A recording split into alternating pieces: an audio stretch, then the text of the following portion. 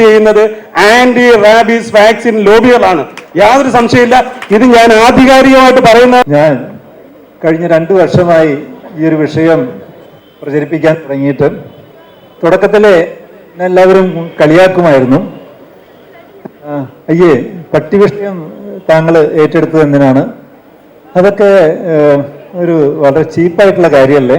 പിന്നെല്ല മൃഗസ്നേഹികൾ ഒരു പറ്റത്ത് വളരെ ശക്തമായിട്ട് നിൽക്കുമ്പോൾ, പ്രത്യേകിച്ച് സ്നേഹികൾ അതും വലിയ സെലിബ്രിറ്റി ലെവലിലുള്ളവര് ശക്തമായിട്ട് നിൽക്കുമ്പോൾ നിങ്ങൾ ഇങ്ങനെ പറയുമ്പോൾ നിങ്ങളുടെ ഇമേജ് പോവില്ലേ എന്നൊക്കെയായിരുന്നു ആദ്യമൊക്കെ ഉള്ള ഒരു സംസാരം. നമുക്ക് അപകടകാരികളായിട്ടുള്ള ജീവികളെ ഇത്തരത്തില് അഴിച്ചുവിടുന്നത് ശരിയാണോ?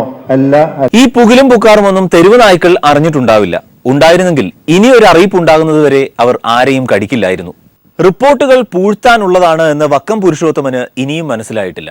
സ്വന്തം പാർട്ടിയെ പണിയാൻ സ്വന്തമായും അല്ലാതെയും കൊട്ടേഷൻ ഏറ്റെടുക്കുകയും അത് വളരെ ഭംഗിയായും ഉത്തരവാദിത്വത്തോടെയും ചെയ്തു കൊടുക്കുന്നവരെ പറ്റി അദ്ദേഹം ഒരു നീണ്ട കഥ എഴുതി. ഒരു നീണ്ട കഥ. പക്ഷേ അത് ഇന്നേ വരെ വെളിച്ചം കണ്ടിട്ടില്ല. അതിന്റെ പരിഭവത്തിലാണ് ടിയാൻ. ആ സലീമാണ്, ഞാൻ പറഞ്ഞിരുന്ന കാര്യങ്ങൾ ഇതുവരെ ചെയ്തില്ലല്ലോ. ഓർമ്മയില്ലെന്നോ? നല്ല പാർട്ടി. എന്റെ പൊന്ന ഐജി, പറയുന്ന കാര്യങ്ങളൊന്ന് കുറിച്ചു വെച്ചൂടെ? സർക്കാരുമൊക്കെ ഡയറി ഉണ്ടല്ലോ. എന്നാ കേട്ടോ, കൂത്താട്ടുള്ളത്തുനിന്ന് സർക്കിൾ ഇൻസ്പെക്ടർ കുഞ്ഞിരാമനെ കുന്നമംഗലത്തേക്ക് ഓടിക്കണം, ഇൻസ്റ്റന്റ് ട്രാൻസ്ഫർ. അവിടുന്ന് അടുത്ത ആഴ്ച കുഞ്ഞിരാമനെ വീണ്ടും കുന്നംകുളത്തേക്ക് തട്ടണം, അത് പണിഷ്മെന്റ് ട്രാൻസ്ഫർ. അതിന്റെ അടുത്ത ആഴ്ച അയാളെ വീണ്ടും കൂത്താട്ടുള്ളത്തേക്ക് ഓടിക്കണം, അത് കൺസലേഷൻ. അതെ, സർക്കിൾ ഇൻസ്പെക്ടർ അല്ലേ, കിടന്നൊന്ന് സർക്കിൾ അടിക്കട്ടെ. ഇല്ല, മന്ത്രി വന്നിട്ടില്ല. വരുന്ന വഴിക്ക് CM-നെ കയറി കാണണമെന്നോ അനുവാദം ചോദിച്ചിട്ടേ ചാർജ് എടുക്കുള്ളൂ എന്നൊക്കെ പറയുന്നത് കേട്ടു. ഗുരുത്തോണ്ടെന്ന് തോന്നുന്നു. പിന്നെ സ്റ്റാഫ് ആണെന്നും പറഞ്ഞൊരു 3 പേര് ഇവിടെ വന്നിരിപ്പുണ്ട്. ഞാൻ സത്യസന്ധമായി ഒരു റിപ്പോർട്ട് കൊടുത്തിട്ടുണ്ട്. പിന്നെ അത് പാർട്ടിയുടെ ചുമതലയാണ് അത് നടപ്പിലാക്കാൻ. അത് നടപ്പിലാക്കിയിട്ടില്ല. അങ്ങനെയുള്ള റിപ്പോർട്ടുകൾ വളരെ സത്യസന്ധമായ റിപ്പോർട്ടാണ് ഞാൻ കൊടുത്തിട്ടുള്ളത്. അത് വെറുതെ ഓഫീസിലിരുന്ന് എഴുതിയതുമല്ല. എല്ലാ ജില്ലയിലും ഞാൻ പോയി. പാമ്പുകൾക്ക് മാളമുണ്ട്, പറവകൾക്കാകാശമുണ്ട്, മനുഷ്യപുത്രന് തല ചായ്ക്കാൻ മണ്ണിലിടമില്ല.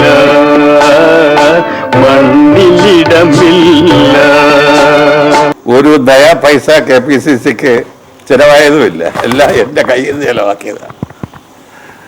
പോയി റിപ്പോർട്ട് സമർപ്പിച്ചിട്ട് അതിൻ്റെ പേര് നടപടി ഉണ്ടായില്ല. അതിലെനിക്ക് സങ്കടമുണ്ട്. നീ എവിടെ പരിപാടി അവതരിപ്പിച്ചാലും ഇത് തന്നെയാണ് അതിന്റെ വിധി.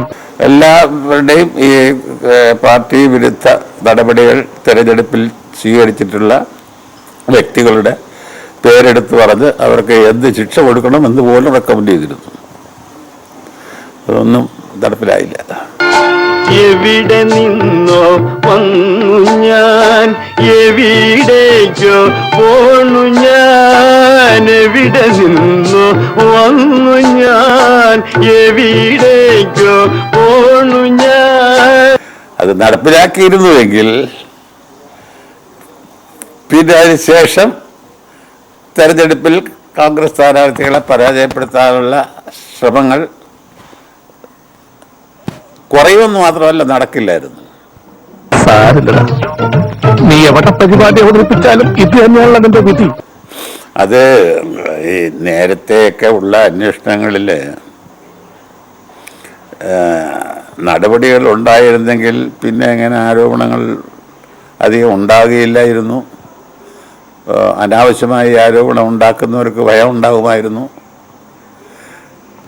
തെറ്റ് ചെയ്യുന്നവർക്ക് ഭയം ഉണ്ടാകുമായിരുന്നു. അപ്പം അതാണ് വേണ്ടിയിരുന്നത്. അത് നടക്കുന്നില്ല.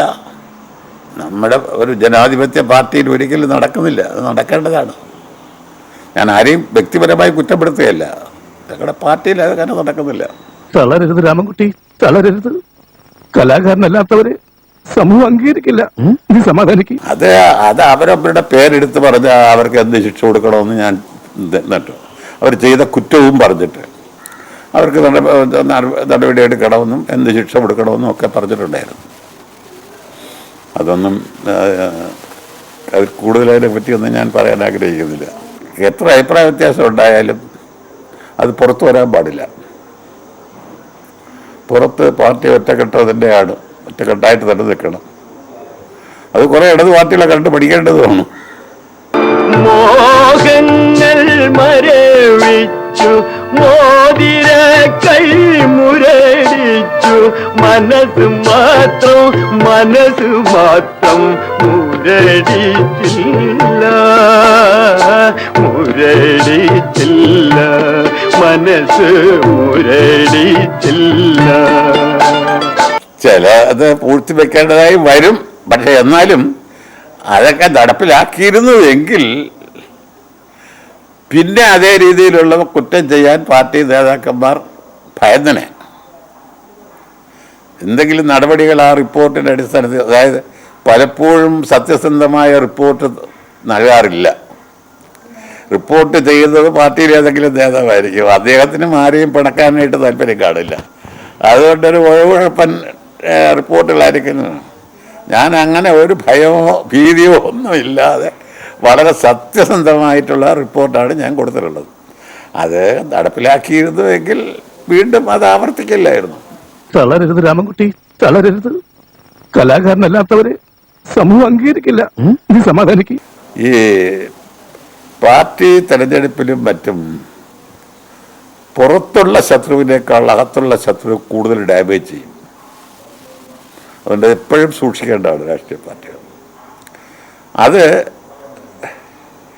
ലെഫ്റ്റ് പാർട്ടികളിലാണെങ്കിൽ അവർക്ക് നല്ല ഭയമുണ്ട്, പാർട്ടി പുറത്തായി പോകുന്നുണ്ട്. അത് കോൺഗ്രസ്സിലത് ആ ഭയം വളരെ കുറവാണ്.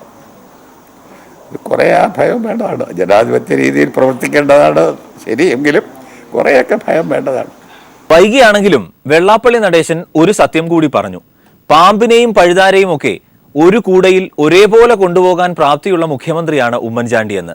തനിക്കും ആ കൂടയിലേക്ക് ഇടം കിട്ടുമോ എന്ന് ആശിച്ചാണോ അദ്ദേഹം അങ്ങനെ പറഞ്ഞത് എന്നറിയില്ല. എന്തായാലും പാമ്പും പഴുതാരയും പല്ലിയും ഒക്കെ ഉള്ള ആ കൂടയിൽ എന്തുകൊണ്ടും ഇരിക്കാൻ അർഹനാണ് വെള്ളാപ്പള്ളിയും. ഇതുവരെ ആ പഞ്ചായത്താണ് എങ്ങനെ ഉണ്ടായിരുന്നു? ധാരണയൊന്നും ഉണ്ടായിരുന്നില്ല. അന്ന് ഞങ്ങളുടെ സംഘടന പോലും ചെയ്യുന്നവരെ ഉണ്ടായിട്ടില്ല. പ്രഖ്യാപനം മാത്രമല്ലേ ഉണ്ടായിട്ടുള്ളൂ. ഈ സമത്വ മുന്നേറ്റ യാത്ര നടന്നപ്പോൾ ആ സമത്വ മുന്നേറ്റ യാത്രയിൽ പങ്കെടുത്ത സമുദായങ്ങളുടെ സൃഷ്ടിയാണ് ഈ പാർട്ടി. BJP ആയിട്ടും ഒറ്റയ്ക്കും തെറ്റിക്കും മത്സരമുണ്ടായ സ്ഥലങ്ങളുണ്ട്, അല്ലാത്ത രീതിയിൽ യോജിച്ചു പോയ സ്ഥലങ്ങളുണ്ട്. അതുകൊണ്ട് ഞങ്ങളെല്ലാം യോജിച്ചെന്നാണ് അതിൻ്റെ അർത്ഥം. പക്ഷെ അതിനെ വ്യാഖ്യാനിച്ച് ഈ പരുവത്തിലാക്കി. പക്ഷെ BJP ആയിട്ട് ഞങ്ങൾ അമിത്ഷായിട്ട് ഞാൻ സംസാരിച്ച്, അപ്പോൾ രാഷ്ട്രീയ ചർച്ചയ്ക്ക് ഇവര് രാജ്യം ഭരിക്കുന്ന ആളുകളാണ് സംസാരിച്ചത്. അദ്ദേഹത്തിന്റെ ഭരണകാലത്ത് ചെയ്യാവുന്ന കാര്യങ്ങൾ ഇപ്പൊ തന്നെ ഞങ്ങളെ സംബന്ധിച്ചിടത്തോളം എനിക്ക് ആ വ്യക്തിപരമായി പറഞ്ഞ എനിക്ക് ഉമ്മൻചാണ്ടി ഇഷ്ടമാണ്. മുഖ്യമന്ത്രി SNDP യോഗത്തെ ഒരുപാട് സഹായിച്ചെന്ന് പറയാം. എല്ലാവർക്കും കൊടുത്ത കൂട്ടത്തിൽ ഞങ്ങൾ അവഗണിച്ചിട്ടില്ല. മറ്റവർക്ക് അങ്ങനെയല്ലായിരുന്നു. എല്ലാവരും കൊടുക്കുമ്പോൾ ഞങ്ങൾക്കൊന്നും കരുതില്ല. പ്രാദേശികമായി ഒരുപാട് സ്ഥലങ്ങളിൽ BJPയുമായി സഹകരണം SNDP യൂണിയനുകളുടെ നേതൃത്വത്തിൽ ഉണ്ടാക്കിയിട്ടുണ്ട്. ആ ഉണ്ടാക്കിയിട്ടുള്ള പ്രദേശങ്ങളിലെല്ലാം ഒരുപാട് വോട്ട് നേടുകയാണ് ഉണ്ടായത്. കണക്കിലെടുത്ത് പരിശോധിച്ചാൽ ഇന്ന് മാധ്യമങ്ങൾ മുഴുവൻ SNDP യോഗം BJPയുമായി ബാന്ധവം ഉണ്ടാക്കി എന്നുള്ള തരത്തിലുള്ള വാർത്തകൾ പ്രചരിച്ചപ്പോൾ യഥാർത്ഥത്തിൽ ഈ സമുദായത്തിലുള്ള വോട്ട് ഒരുപാട് BJPയിലേക്ക് പോയി എന്നുള്ളത് സത്യാവസ്ഥയാണ്. ഏറ്റവും വലിയ തമാശയാണ് കേരള രാഷ്ട്രീയത്തിൽ താൻ നേതൃത്വം കൊടുത്ത ഈയിടെ രൂപീകരിക്കപ്പെട്ട രാഷ്ട്രീയ പ്രസ്ഥാനത്തിനും യാതൊരു പ്രസക്തിയുമില്ല എന്ന തികഞ്ഞ തിരിച്ചറിവാണ് ഇപ്രകാരത്തിൽ പലതും പറയാൻ അദ്ദേഹത്തെ പ്രേരിപ്പിക്കുന്നത്. തൻ്റെ സാന്നിധ്യം ജനങ്ങളെ അറിയിക്കുന്നതിന് വേണ്ടിയുള്ള ഒരു അടവ് മാത്രമായിട്ടേ ഇതിനെ കാണാനാകും. അയാളും മകനും ഭാര്യയെ കൂടെ പ്രധാനമന്ത്രിയെ കാണാൻ പോയി. അതിനുശേഷം തിരിച്ചു വന്ന് ഇപ്പോ BJP ആയിട്ട് കൂട്ടുകെട്ടില്ല എന്ന് പറയുകയല്ലേ. ഇതല്ല അയാൾ പറയുന്ന ഒരു അഭിപ്രായം എന്നുള്ളതിന് അല്ലാതെ ഈ അയാളുടെ മൈക്രോ ഫൈനാൻസ് സംബന്ധിച്ച് കോടിക്കണക്കിന് രൂപയുടെ അഴിമതിയാണ് അയാൾ കേരളത്തിലെ ദശലക്ഷക്കണക്കായ സഹോദരിമാരോടും അമ്മമാരോടും ചെയ്തു. ഞാനത് തുറന്നു കാട്ടി. അദ്ദേഹം ഇപ്പൊ സ്വീകരിക്കുന്ന നിലപാട് അവസരവാദ നിലപാടാണ്, RSSന് അനുകൂലമായ നിലപാടാണ് ഇപ്പോഴും അദ്ദേഹം സ്വീകരിച്ചുകൊണ്ടിരിക്കുന്നത്. വളഞ്ഞ വഴിയിൽ കൂടി RSSനെ സഹായിക്കാനാണ് അദ്ദേഹത്തിന്റെ ഇപ്പോഴത്തെയും ഉദ്ദേശം. ദേവസ്വം ബോർഡ് പഴയതുപോലെ അവിശ്വാസികളുടെ കൂടാരമല്ല. അവിടെ ഈശ്വരവിശ്വാസവും ദൈവഭയവും വേണ്ടുവോളമുള്ളൊരു പ്രസിഡന്റാണ് ഉള്ളത് എന്ന് മറക്കരുത്. വിശ്വാസി മാത്രമല്ല, അവിശ്വാസികളെ വിശ്വാസികളാക്കി പരിവർത്തനം ചെയ്യാനും അദ്ദേഹത്തിന് വല്ലാത്തൊരു വിരുതുണ്ട്. പ്രാർത്ഥനയാണ് ഏറ്റവും വലിയ ആഭരണമെന്നും പ്രാർത്ഥനയാണ് ഏറ്റവും വലിയ ആയുധമെന്നും വിശ്വസിക്കുന്ന ദേവസ്വം ബോർഡ് മലയിറങ്ങിപ്പോകുന്നത് എൻ്റെ ഈ ഭൗതിക ശരീരം മാത്രമാണ്. മനസ്സിപ്പോഴും അവിടെ നിൽക്കുക. ഹൈന്ദവൻ മതം പഠിക്കുന്നില്ല. ഞാൻ നേരത്തെ പറഞ്ഞതുപോലെ ഭക്തി കൊണ്ടും പ്രാർത്ഥന കൊണ്ടും നേടാൻ കഴിയാത്തതായി ഒന്നുമില്ല. എന്തേ എൻ്റെ മുമ്പിൽ വരാൻ ഇത്രയും താമസിച്ചത് എന്നോട് ചോദിച്ചു. ആര്? സാക്ഷാൽ അയ്യപ്പസ്വാമി തന്നെ, അല്ലാതാര്. എന്ന് മാത്രമല്ല, ഞാൻ ഈ കഴിഞ്ഞ ആഴ്ച ഒരു പുസ്തകം വായിച്ചു. നമ്മളുടെ ഈ പുരാണ ഇതിഹാസങ്ങളിൽ ചില യുക്തിപരമായ ചിന്തയിൽ വരുന്ന പോരായ്മകൾ. ഒന്ന്, ദ്വാപരയുഗത്തിലാണെന്ന് പറയും. അതേ സംഭവത്തിൻ്റെ കണ്ടിന്യൂവേഷൻ നടക്കുന്നത് ത്രേതായുഗത്തിലായിരിക്കും. ഇങ്ങനെയൊക്കെ ഒരുപാട് കാര്യങ്ങൾ. ഞാൻ ആ പുസ്തകം വായിച്ച അവസരത്തിൽ എനിക്ക് പോലും അത്ഭുതം തോന്നി. അതുകൊണ്ട് നമുക്ക് വിശ്വാസം, എന്തിനും വിശ്വാസമാണല്ലോ നമ്മുടെ അടിത്തറ, അടിസ്ഥാനം. വിശ്വാസം അതല്ലേ എല്ലാം. ഇതൊക്കെ ഒരു ദിവസം കൊണ്ട് നടക്കുന്നതല്ലല്ലോ. 5000 വർഷങ്ങൾക്ക് മുമ്പ് തുടങ്ങിയതിൻ്റെ ഒരു എന്താ പറയുന്ന ഒരു ഭ്രാന്തന്റെ സ്വപ്നം പോലെയുള്ള ഒരു സ്വപ്നമാണിത്.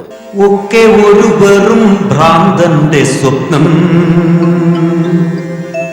നേരുന്ന താന്തന്റെ സ്വപ്നം. എന്നോട് ഇങ്ങോട്ട് ചോദിച്ചു, ശബരിമലയിൽ സ്ത്രീകളെ കയറ്റില്ല എന്ന് പറയാൻ കാരണം എന്താണെന്ന് ചോദിച്ചു. അപ്പം ഞാൻ എൻ്റെ ശുദ്ധഗതി കൊണ്ട് പറഞ്ഞു, ഒരു ശരീരശുദ്ധിയുടെ ഒരു ഭാഗമായിട്ടാണ് 41 ദിവസത്തെ വ്രതത്തിന് കഴിയാത്തതായിരിക്കും എന്ന് പറഞ്ഞു. അപ്പോൾ എനിക്ക് പരിചയമുള്ള ഒരു പത്ര സുഹൃത്ത് ചോദിച്ചു,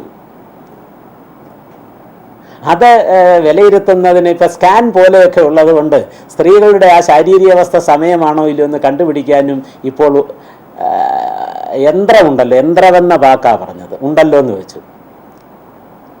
അപ്പം ഞാൻ പത്രസമ്മേളനത്തിലാണ് ഇരിക്കുന്നത് എന്നുള്ളത് അന്നേരം മനസ്സിലാക്കിയില്ല എന്നതൊരു സത്യം തന്നെയാണ്. ഒരു കൗതുക വാർത്ത പറഞ്ഞപ്പോൾ ആ കൗതുക വാർത്തയോട് പ്രതികരിക്കാമല്ലോ എന്ന് വിചാരിച്ച് ഞാൻ പറഞ്ഞു, അങ്ങനെ ഒരു ഉപകരണം വരട്ടെ, അന്നേരം നമുക്ക് ആലോചിക്കാമെന്ന് പറഞ്ഞു. ഇപ്പം അങ്ങനെ ഒരു ഉപകരണം വരട്ടെ, അന്നേരം ആലോചിക്കുക എന്നുള്ളത് മാത്രം വെച്ചുകൊണ്ട് വിഷ്വൽ മീഡിയയിൽ നോർത്ത് ഇന്ത്യയിൽ ആഴ്ചകളോളം സബ്ജക്റ്റായിരുന്നു. BBC-യിൽ നിന്ന് എന്നെ വിളിച്ചു, എവിടെ ഈ മിഷൻ കിട്ടുമെന്ന് ചോദിച്ചു. ഞാൻ പറഞ്ഞു, ഇത് ചോദിച്ചൊരു പറഞ്ഞതൊരു പത്രസുഹൃത്താണ്, അദ്ദേഹത്തോട് ചോദിച്ചാൽ ഒരു പക്ഷേ കിട്ടുമെന്ന് പറഞ്ഞു. BBC-യിൽ ഭഗവാൻ പ്രയാർ എന്ന് എഴുതി എൻ്റെ ഫോട്ടോയും കാണിച്ച് കമൻ്റ് ചെയ്തു. എൻ്റെ ഭഗവതി, അല്ലാത്ത പറയാം, നമുക്ക് എനിക്കുണ്ടാകണം എന്നാണ് എൻ്റെ മക്കൾ എൻ്റെ അടുത്ത് പറയുന്നത്. അച്ഛനെ ഈ ഭക്തി തലയ്ക്ക് പിടിച്ചെന്ന്. മാല തൽക്കാലം ഞാൻ ഊരുന്നില്ല.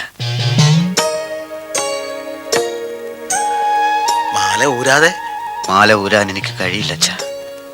ഈ അയ്യപ്പനെ അങ്ങൊന്ന് നോക്കിയാൽ മുക്ത മന്ദസ്മിതത്തോടുകൂടി ഉള്ളിൽ ചിരിയോടുകൂടിയാണ് ശ്രീ അയ്യപ്പൻ ഇരിക്കുന്നത്. അത് ഭക്തരെ കാണുന്നതിനുള്ള തൃപ്തിയിലുണ്ടായതാണ് എന്ന് ഞങ്ങൾ പറയുന്നു. അപ്പോൾ വരാമേ അപ്പോൾ ഈ 41 ദിവസം വ്രതമനുഷ്ഠിച്ചതിന് ശേഷം മാത്രമേ ശബരിമലയിൽ പോകാവൂ എന്നാണ് നിബന്ധന. കോക്ടെയിലിന്റെ ഈ അധ്യായം പൂർണ്ണമാകുന്നു. നാളെ വീണ്ടും ഇതേ സമയം. നമസ്കാരം.